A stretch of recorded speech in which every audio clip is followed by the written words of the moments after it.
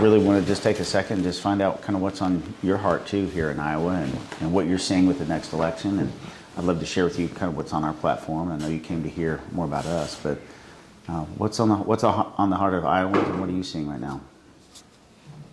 My biggest is going to be interest rates. Yeah. Because I've got a farm loan and a home loan that's got a balloon in a year and a half. Mm-hmm. And I'm going, oops, I should have locked it in 2 years ago. But right. I didn't. So, and I have a heritage farm now that's been in my family for 170 years. So you're concerned about those interest rates. And then real estate taxes, at least here, they keep going up and going up. And so. Okay. Seeing the same thing with just all your customers? Yeah, interest rates and all the government spending on like forgiveness of everything like that. Right. Yeah, it's that hurts us. It's taking its toll. Well, there's no accountability. No. And I just retired 2 days ago from being in education. Once I left banking, I went into education again for 20 years, and there's no accountability. Well, we have to bring that change back to our country. You know, we've been in a place, and it's really been, I think, systemic culturally for probably since '08, after Obama a little bit, with very easy lending, quantitative easing. You know, you have a very poor fiscal policy, and then that creates a bad monetary policy, I think, with the Fed. And so they've been doing, you know, what they've been doing for so long, and then what's happened recently is really hit everybody. What's happening in the banking industry, it's pretty scary to see some of these banks go under so fast. I was talking with people yesterday. You know, we do mergers and acquisitions, so our company, we close, I don't know, 170 businesses a year. You know, so a lot. We're not on the banking side, but we do sell-side advisory. They all take 6 months to a year to get done. Yeah. And J.P. Morgan buys a bank in the dark of the night in 2 hours. That's scary to me. It is scary. I'm like, who's behind that deal? How come that wasn't public? Or if it was public, only 1 or 2 people were invited to that party, and then it's done not even, you know, in any way in the daylight hours. And that gives me great concern about our country. And as I've been speaking with people, there's 2 big issues that I'm really, you know, my background is in finance and marketing, and we have an investment banking firm, we have a wealth management firm in our company. So for 20 years, my dad and I started this business, and it grew because we created a marketing model for investment bankers. But then we got into wealth management, and we do strategic consulting, software engineering, and so now we have a company. It's nationwide, but it does about 16 offices nationwide, but we're in middle market America. So whatever your customers are seeing, those are our clients too. I mean, anybody that's $1 million or $2 million over in sales is a potential client for us. And so we're in touch with all of them and what they're feeling. We're sensing that there's just a lot of hesitancy, slow down. I'm telling college students today as well, they're feeling it. You know, I've got my oldest son just graduated. He's coming to work for us because we had an analyst position. But if we didn't have an analyst position, I mean, even though it was my son, I can't create jobs that are there because it's just not good business and it's not the right thing to do. But I'm glad that we had one for him, and I wanted him to work for us anyway, and he's talented. But the overall job market is a lot tougher. A lot of these companies coming into colleges, and they're still recruiting shows, but they're not hiring. So they're showing up because they always have. And I don't know what it's like here in Iowa with college students. And college unemployment is not necessarily real high, but it's not as robust. And now the income and the inflation rates are hitting kids. They're coming back home to live with parents a little bit more, and they have to have 3 or 4 roommates just to make it work. And when I got out of college, it's kind of similar. I got out of college in 1990. That was right after the S&L crisis in '89. You remember that? And so that was a difficult time because there would be 50 people interviewing for one job. Oh, yeah. And I was glad to get a job. I mean, it was good. But my dream out of college was get a car, get an apartment. And sure. I was able to do that. But now kids, it's hard to do that. I didn't have to have a roommate right away. And so there's a different level of dream, I think, that's happening in America. I see a lack of hope with young people today. Our party is in disarray right now in many ways. Culturally, we have a really divided party. We have a divided country. And so we've been on this journey, just for a little bit, me personally, that's my background in business. I'm married. I've been married for 24 years. My wife and I, we have 5 kids. Catherine's here with me. She's my second oldest. She's a rising senior at Baylor, studying business, but we have them from 13 to 23. But we're also pastors. And so we've been in ministry most of our lives as well, doing young adult ministry, and then we felt called to start a church. And so I've had business going. At the same time, ministry has been a big part of our life. And we started a church, had a small group of people, and it grew to about 50 people. Then we opened it up on Sunday mornings. And so we also do that. And about 8 years ago, this really came to my heart to run for the office of President of the United States. And I never knew when, but about 3 years ago, it really became clear that now's the time. And the message that I'm sharing with people is that we're in trouble financially, much more so than anybody knows. Our presidents that we've had, we haven't had a president lead our country to a healthy financial position really in over 30 years. So we have not, I don't know why. I don't know why we've gotten to the place where we don't think a budget matters or debt matters. But Democrats and Republicans are responsible for it. Both parties are. Who would you say was the best leader we had than 30 years ago? Well, I don't know that they were the best leader, but I mean, they helped put together a balanced budget. It was Clinton and Gingrich together. So I remember being young then and not liking Clinton's policies and not liking Clinton very much, but then you look back and go, well, they did some good things. And our country was healthy during the 90s, financially, we prospered. And it reminds me also of Reagan, even doing what he did. He wasn't really popular his first couple of years in office, but after a while, they got it together. And I think when they did, he kind of put us back on a good course during the 80s as well. So those are moments where the gridlock lessened because leaders work together. And that's what I'm calling our nation back to as well. It's been that long since you've had a president that could get together with the Speaker of the House and argue a little bit, but then go have dinner together. We've had a really divided culture.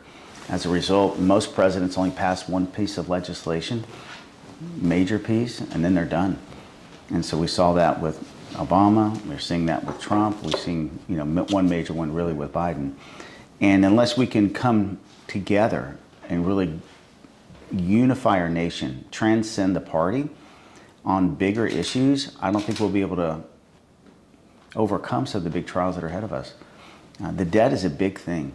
It is significant. The reason we have inflation today is at the level we do is because we've printed 40-50% of our nation's money supply in the last several years. So this is a huge problem that you can't get out of real quick. I remember when Biden had a bad energy policy. Of course, he's lessened up on it a little bit, but everybody was complaining that inflation was due to that, and it's true. It didn't help, but the bigger issue was that we printed, $6 trillion, $7 trillion of money in the last 7 years, and now that's caught up to us. So it has a contagion effect to it and a lagging effect to it. So the lagging's caught up with us, and I don't think we've seen the end result of it yet. So what we're telling America is that we have to unite our country. We have to get our culture right. We have to have leaders that can see the good in each other and focus on the need for that to solve our biggest problems. We need a balanced budget. I'm calling it a roadmap to a balanced budget because as I look at it wholeheartedly, I don't think you can do it year 1 or year 2, but it's going to take an effort, leadership, us communicating to American people that we as a nation and we as leaders, particularly people in my generation, we need to make some sacrifices for the next generation. Can it be brought under control? Yes, it can. And this is what I think. This is what I think. If you and I, which we likely do, you have obligations, I have obligations, if they're bigger than what we could handle, what would we do? If our companies had them, if Iowa had it, I thank God Iowa's done such a great job of managing the budget they have. They're a shining star for other states to look at. Our nation needs to be able to look at this state as well and go, how are they doing it? But if it's important for every state, every business, every household to do it, our nation needs to do it. And I think it's this way. I think it's us putting together a budget and saying, hey, we can't forfeit this debt. And so what are we going to do? We're going to have to put together a 10-year plan, 15-year plan, or whatever it is, and tackle it. Well, And it can't continue when the largest line item on the budget is interest That's right. on our debt. You can't do that in farmers, you finance, or businesses. How can we? And as you know, if we keep doing what we're doing, I think right now it's 8% of what we're paying in interest as far as our annual budget that goes out the door, 8% of his interest expense. And we don't have the money for that, so we have to print money to make that interest payment. We haven't made a principal payment in 30 years, I would assume. So now I think estimates are that we'll be spending $1 trillion a year in interest alone in maybe the next 10 years, 5 to 10 years. It could be 10 to 15% of our budget. So it cannot continue. No president's talking about it. President Trump's not talking about it. Candidates aren't talking about it. And that's one thing that I'm really shouting to everybody, that we are in bigger trouble than we think. And the trouble that we're in today is different than the trouble we're going to be in tomorrow. And the trouble we're going to be in tomorrow, I think, is more significant. So we've got to get a hold of this. And we have to do it for the next generation. You and I, we're probably going to make it just fine. But our kids, our grandkids, I mean, what is their likelihood that they're going to be able to buy a house or to, have a... I'm right there right now. I mean, when I was 27, I was able to put, I can't remember how much money down, 8% down, 10%, I can't remember what it was, but I was able to buy my first house. And young people today, it's going to be almost impossible. They're going to want more down. They're going to want, interest rates are going to be so high. So that's what I mean by just making it. I mean, just be able to get by and live and do some of the things that you wanted to do. But we can bring that back, but it's going to take leadership to do it. And so that's a big focus of ours, very strong fiscal conservative. But the issue we have to do is unite to do it. I don't think the Republican Party can do it on their own. It's going to take us communicating to the American people how important this is. I would call it the old fireside chats, but straight to the camera on a regular basis, convincing America that we've got to get a hold of this. The average American doesn't know. We had a town hall with young people, about 60 or 70, 18 to 25-year-olds a couple of weeks ago in Dallas. And I'm starting to talk about debt. And, they're aware that we're in it, but they don't know what it means. Well, I don't know. Who do we owe this to? Pardon me? Who do we owe it to? Everybody. Many other nations that have borrowed $1 trillion, we owe it to China. They bought our debt. So anybody that buys our T-bills, we owe it to. So that's debt that we have lent out so we could have money to pay our bills. See, I'm 25. The first time I voted was in 2016 as a senior in high school. And they don't teach you about that. Right. We met with... And they don't teach you much in college either. No. They don't teach macroeconomics anymore.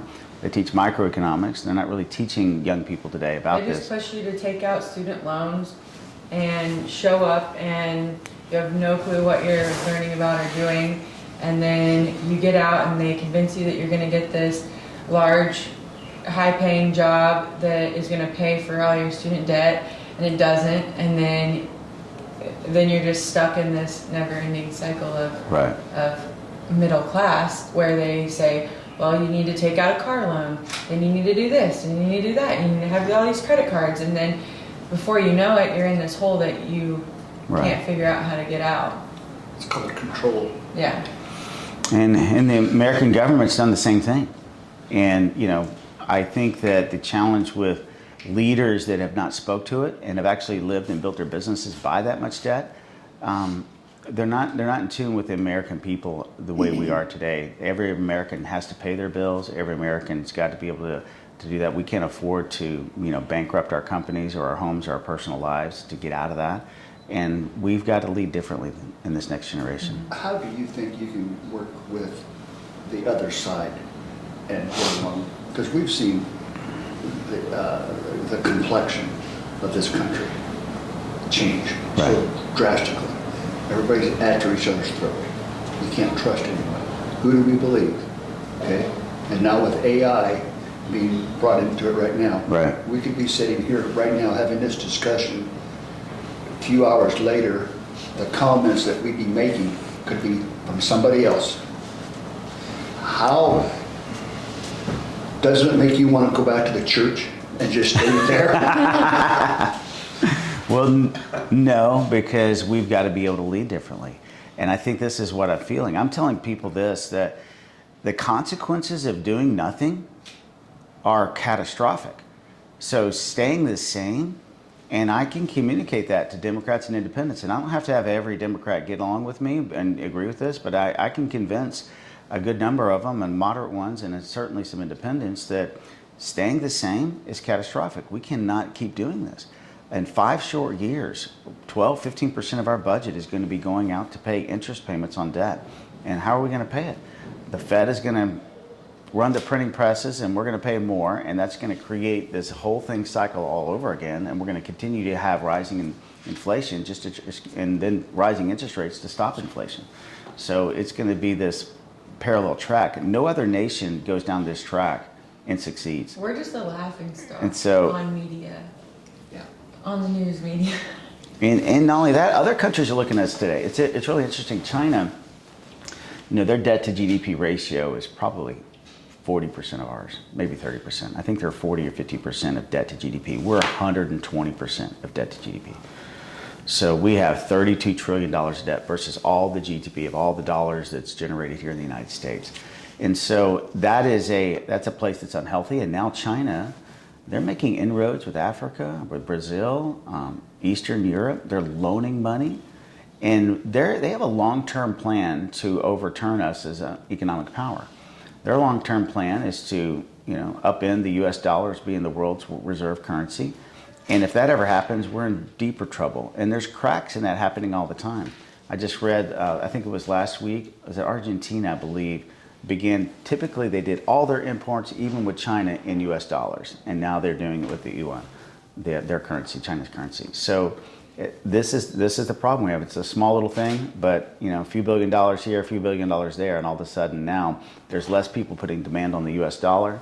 That it just creates another supply situation. What about the cryptocurrency?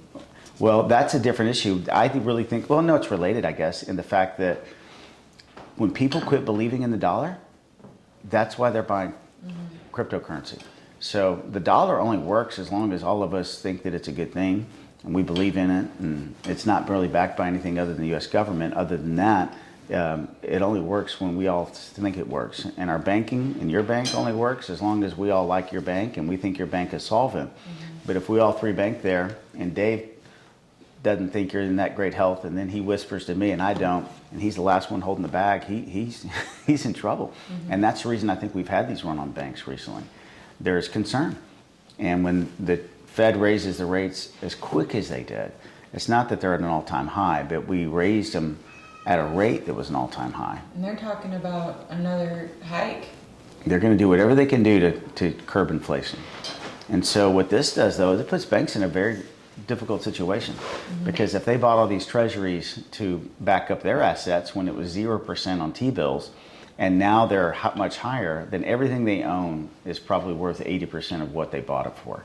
Yeah, like it costs us, like in overnight funds, it costs us 5.5% in overnight funds, and we can't price our core deposits high enough to cover that, and we're being squeezed on our lending rates, and it's bad. Right.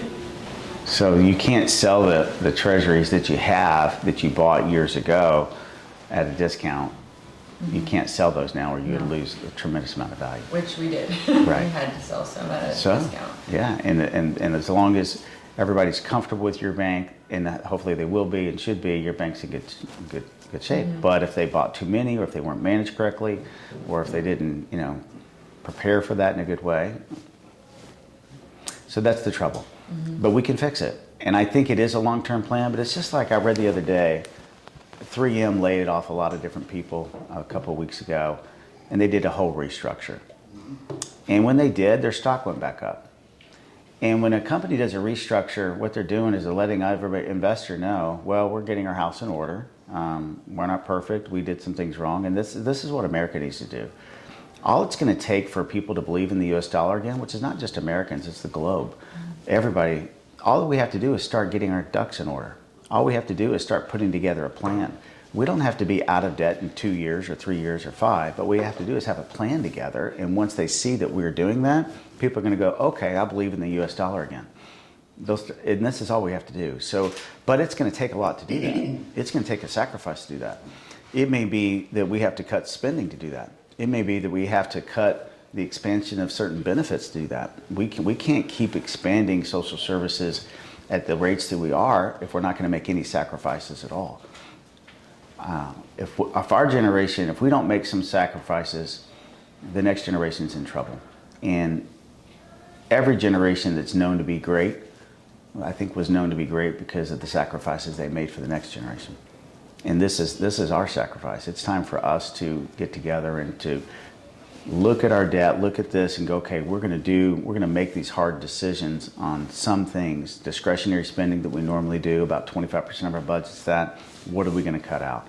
And that's the way I want to lead it. I think it's that important. And I think we'll be healthy from it. I remember speaking with one of the leaders of our team internationally, he's a former Admiral, Bill Moore. He was a commander of the 5th Fleet in the early, but he was in the military in the early 90s when a lot of the cuts they had came to them. And he said, Ryan, they hurt everybody, but at the end of the day, a few years later, we all appreciated the 5% raise that we got, and we all appreciated the healthiness of our country. And I think that's going to be the kind of thing that gets us back on track. But culturally, I think once we fix that, there's many other things that we can fix to fix our country. Healthcare is one that I'm looking at that we have allowed to be this whole segment of our society that now represents probably 30% of our spending that goes out as a nation with Medicare and Medicaid. And more than that, really, because everybody that receives Social Security, they spend 15 to 20% of their money on healthcare in addition to that. It's eating away our economy, and healthcare inflation is 40% higher than regular inflation for the last 20 years. So I don't know if you're looking at your insurance premiums going up yet, but every year they go up 15 to 20%. And we're looking at this, but I look at the balance, you look at the balance sheets of the insurance exchanges, go look at them, United Healthcare, and you look at their profit and loss statements, and they're doing just fine. Mm-hmm. They're having record years. And meanwhile, they keep raising the rates, especially on small privately held companies. Well, when you keep people sick. Yes. And so our healthcare is one of the worst from a cost efficiency standpoint in the world. We don't even rank in the top 20 in healthcare, but we're number 1 in cost. We have a lot of waste that doesn't lend to patient outcomes. Most doctors today work for hospitals, whereas 20, 30 years ago, they used to work by themselves and they used to compete with hospitals.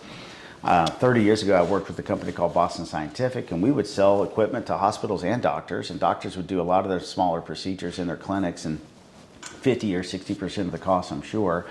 And now that's not the case today. Now they work for the hospitals, and they're really not as much patient advocates as they are hospital advocates. So you serve the one that you work for. And so we've got challenges. I think we can bring competition back, price transparency back. Healthcare is the only thing that we purchase today where we no longer walk into a doctor's office or a hospital and go, how much does this cost for me to be here? So we're just used to giving them our card and them asking us, do you want this done, this done, this done? And we're like, sure. And because we just pay the copay or whatever it is and we walk out the door. Meanwhile, our insurance company gets some big bill. You don't see it till 3 months later, if at all. I mean, they can't tell you overnight what you just spent for some reason. They keep that hidden from us. And then they get some big bill, then the cycle starts. And it's inequitable. I've got a friend of mine at work, his daughter-in-law was having a baby, and they had a $12,000 deductible for their health insurance. They had to make it that high so they could afford it. And that was going to cost that much to have a baby. And they're like, we don't have $12,000 just to have this child. And they ask him, how much is it if I pay cash? $5,000. So my deductible is $8,000. So everybody with insurance is subsidizing everybody without. Not only that, America is really subsidizing the globe, the world, because our pharmaceutical costs are multiple times higher than everybody else's. So when we have patent laws that protect pharmaceutical companies and they're charging Europe half the price or whatever than they're charging America, they're making their profit off us. They're making all the dollars off us. So we have to stop that as well. I think that can help our overall budget when we do that. The other issues I'm talking about pretty clearly is that we obviously have a border crisis in America. We have drugs coming in that are now killing 200 to 300 young people a day, and our politicians are really doing nothing about it. It's a polarized issue between Democrats and Republicans. They're at a standstill, and for 50 years we haven't done anything significant on the border. But to do something, what would you do? I would do a comprehensive plan of immigration and the border. I don't think that Republicans can secure the border on their own. Trump tried to, but he just didn't get any, he couldn't coalesce any money, so he couldn't get Congress to approve any money, even when he had the House and the Senate. So it's going to take money to secure the border. And so it's going to take effort, and so it's going to take a bipartisan effort. I think to do that, once we secure the border with a wall, with security, with technology, we need to do something for the migrant workers that are here, that are needed to be here. So I would recommend that we have a registration process and assess our worker needs, send back anybody, find out who's here. We have 15 to 20 million or more people here that we have no idea who they are. And we need to bring them out of the shadows, let them know that we would allow a work registration process for them to be here legally. Not to be a citizen, not to get ahead of the line or anything like that, but to be here legally. And I think we could get it done. And I think it's the right thing to do as well.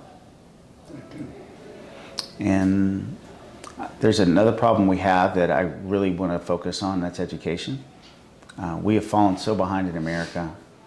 America should be, I would say, number one in the world in education. Certainly we could argue top 2 or 3. Who should beat us is what I would say, and why shouldn't we be right there neck and neck if they are. But we are not even the top 20 in developed countries in education. Urban America is really struggling. I love what Iowa's doing, by the way. Congratulations.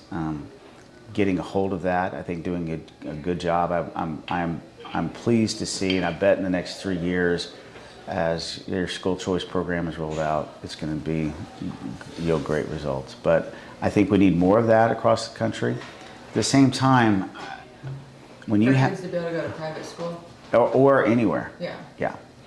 I think that when you have failing schools that aren't doing well, the kids need some options.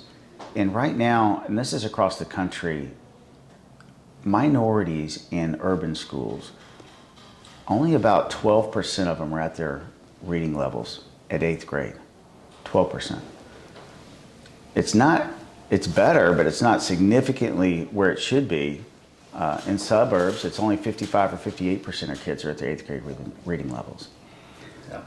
When my kids went to school, we were able to, when it's time to take the ACT, we're busy working. I was able to hire a tutor. They have classes and teach you how to take the test and study and different things. We're able to do that. Most kids across America can't do that. And so what I'm recommending we do is we ask college students to do something significant. And young people today, I believe this, they want to believe in something, and they'll follow something if they do believe in it. Young people today, they're really not, the Democratic Party, I think, converts college students today at an alarming rate. I'm telling the Republican Party, we have another problem in that college students are voting 4-1 for the Democratic Party. Mm-hmm. And not only that, our message doesn't really resonate with urban America anyway, right now. And it should. We've got the best plan for urban America because they're receiving a plan of socialism, really, a bigger government socialism plan, or a freer market, smaller government plan. But we've got to demonstrate to everybody in need that this plan of a smaller government, free economy, is better for everybody in society, not just a certain segment of society. But 9 out of 10 people in urban America are voting Democrat. They think Republicans are just for the big guy. Yeah, and so we lost 46 of the top 50 states went to the Democratic Party in the last election. Mm-hmm. And so we've got to come to the table. So I'm recommending college students to do this. If you want to change the world, change one life, volunteer 5 hours a week, mentor a first grader, third grader, fifth grader in their reading, writing, and math levels, and let's do this. Let's start what would be a Peace Corps that we used to have in the 60s and 70s in urban America. Let's engage college students all over the world. There's a family unit problem that we can't fix for decades, but we can in 6 months have every single elementary school, middle school in America have college students volunteering, mentoring, and tutoring, and leading and helping lead kids to a higher education level. And that's what I'm asking them to do. The bigger thing in all this is just a belief. You know, the same question you asked me, Ryan, do you think this can really happen? I think it can happen with the right leadership, and that's what we're wanting to do. At least be willing to try something. We can't keep going down the road we're going. The divided culture is going to lead us nowhere.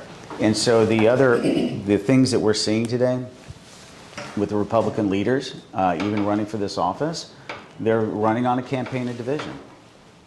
You know, kill the left. I want to destroy the left.